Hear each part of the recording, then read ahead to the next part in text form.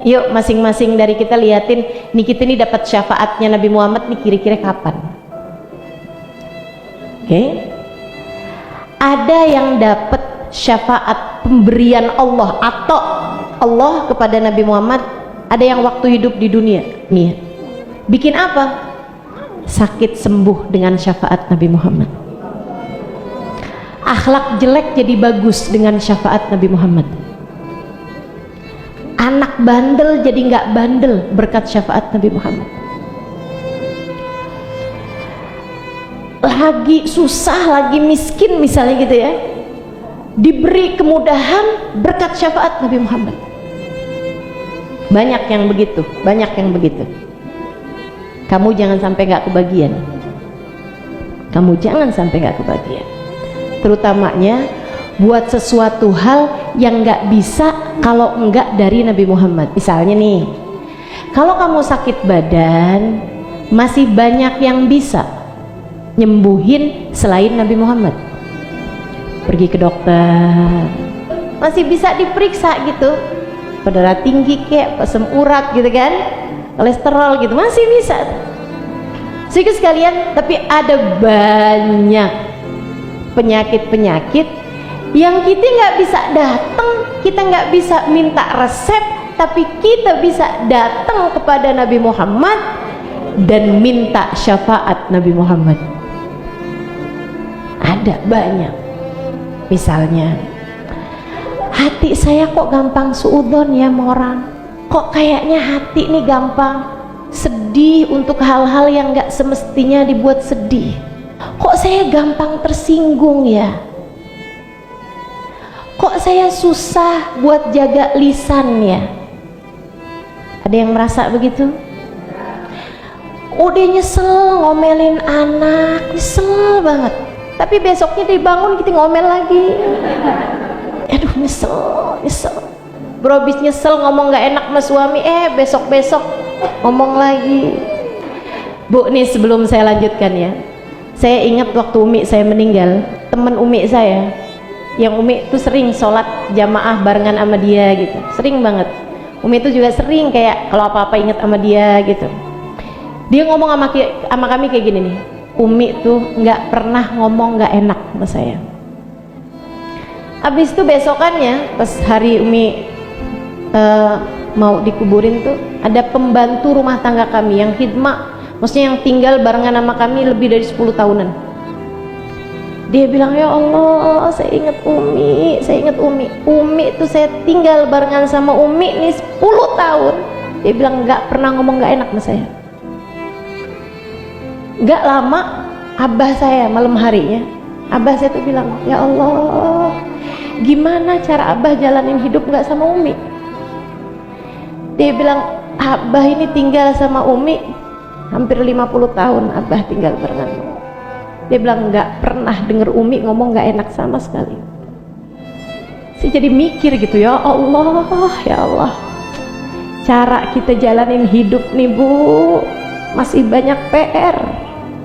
Betapa seringnya lisan-lisan kita menyakiti hati orang lain. Ini nih kita nggak bisa datang ke dokter nih, dok, tolong dong dok, resepin saya obat, bikin saya setiap kali mau ngomong nggak enak, saya nggak bisa gitu dok. Kira-kira ada dokternya kayak gitu? Ada, namanya Nabi Muhammad. Namanya Nabi. Salah satu syafaat tuh, salah satu syafaat. Kita perlu Nabi Muhammad tuh nggak usah nunggu akhirat, di sini nih kita perlu aktoknya Nabi Muhammad SAW. Makanya apapun permasalahanmu dalam kehidupan, deketin Nabi Muhammad.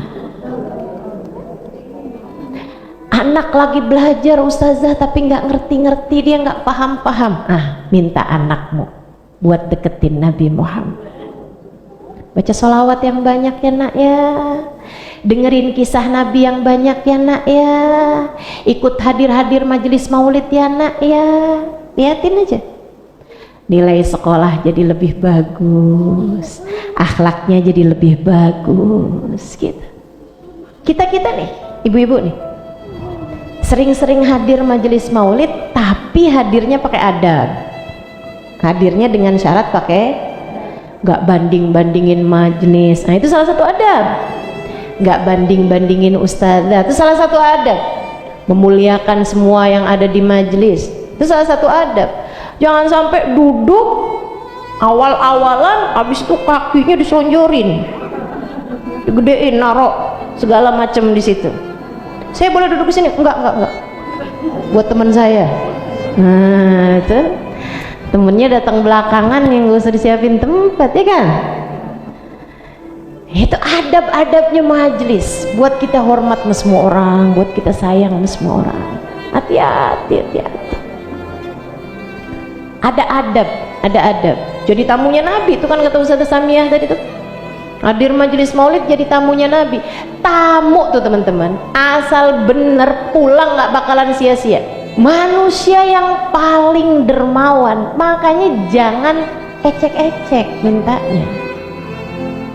Ya Rasulullah, bawa hati yang belum benar, minta pulangnya bawa hadiah hati yang benar. Ya Rasulullah, saya hadir majelis maulid bawa lisan yang kurang terjaga, pulang minta lisan saya biar jadi lisan yang lebih terjaga. Dan dengerin saya, pemberian Nabi Muhammad banyak banget dibagi kepada yang sedang sakaratul maut. Nah, dengan syafaat Nabi Muhammad, Allah mudahkan lisannya berucap la ilaha illallah. Dan itu saat paling menentukan untuk hidupmu yang selanjutnya. Itu sebabnya Habibana Ali Habsyi bilang, Rabbi faj'al mujtama'na ghayatu husnul khitam. Ya Allah, kalau kami kumpul-kumpul nih ya Allah, jadiin hasilnya, hadiahnya, buah tangannya adalah tiket bertuliskan husnul khotimah.